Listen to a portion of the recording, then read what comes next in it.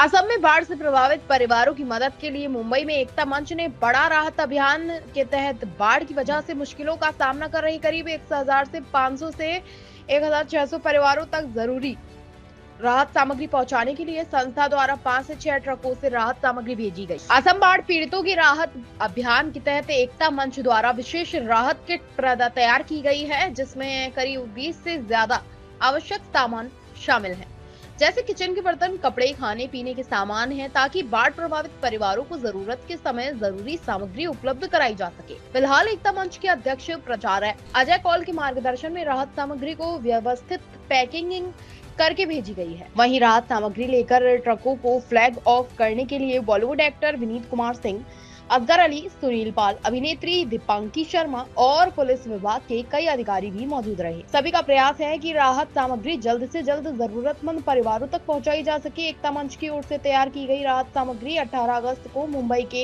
LTT station से असम के लिए ट्रेन से रवाना की गई। इसके बाद बाढ़ प्रभावित परिवारों के बीच राहत किट पहुंचाने का कार्य किया जाएगा।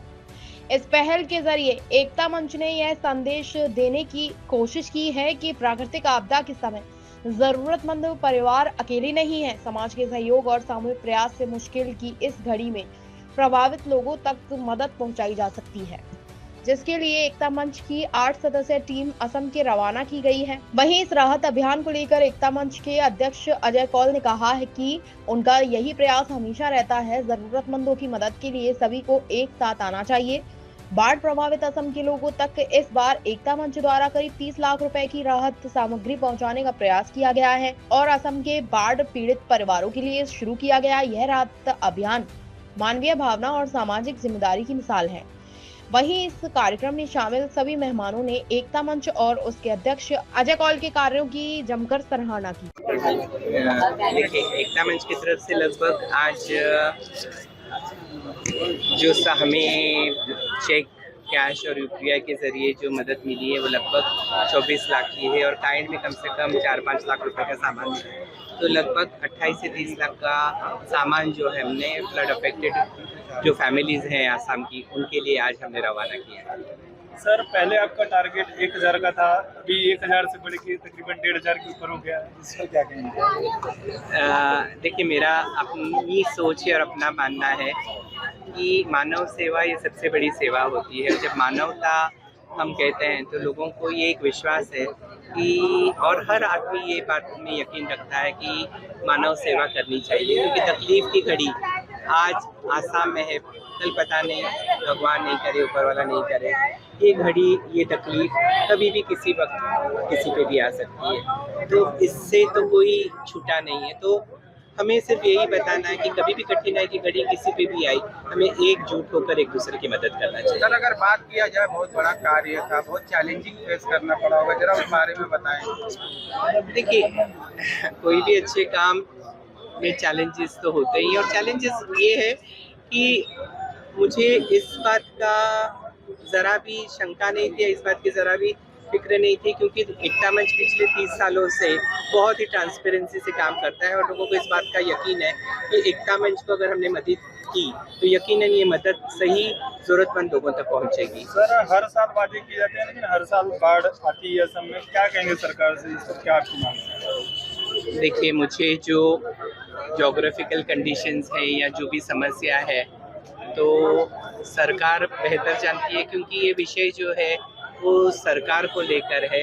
हम तो सिर्फ इतना ही कहना चाहेंगे कि कठिनाई की घड़ी में हर एक इंसान ने एक दूसरे की मदद करनी चाहिए। मेरी यही लोगों से गुजारिश और रिक्वेस्ट है। सर, 4 तारीख से लेकर 17 तारीख तक सफर रहा, लोगों का योगदान मिला, लोगों की सहायता मिली और लोगों ने एकजुट होकर मदद की।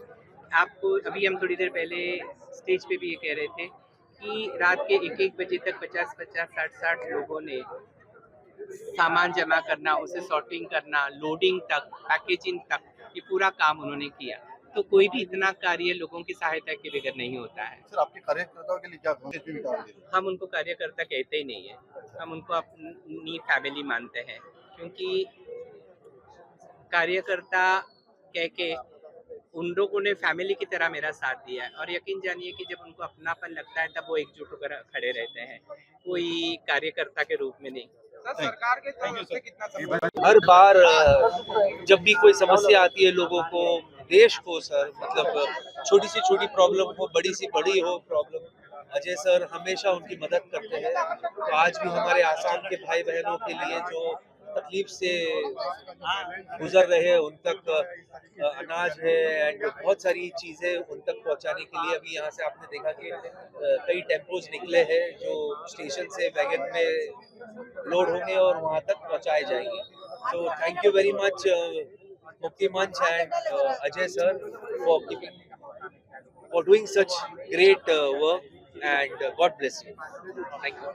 अच्छा इनिशिएटिव है और ये जो काम अजय सर कर रहे हैं मैं चाहता हूँ बहुत लोगों के पास रहता है कि ऐसा काम करें, बट जिस तरह से इनिशिएटिव अजय सर ने लिया है, उनकी टीम ने लिया है एकता मंच की तरफ से, मुझे लगता है कि बहुत सराहनीय है और भी लोगों को इस सब चीज़ों में आगे आके बढ़ चढ़ के हिस्सा लेना चाहिए। एकता मंच की तरफ से आप आए, आज क्या कहेंगे? एकता मंच का ही एक नारा है, हिंदू मुस्लिम सिख ईसाई हम सब है भाई भाई, मिल के लड़ेंगे नफरत के खिलाफ लड़ाई, हम नफरत को देंगे दुनिया से विदाई। आसाम पर ये जो मुसीबत आई है, क्योंकि आसाम हमारे दिल की धड़कन है, हिंदुस्तान की शान है, तो आसाम के लोगों से कहना चाहेंगे कि हमारा इश्क है आसाम, बस इतना समझ लो, तकलीफ का समय है पर मिल के पार लगा लें।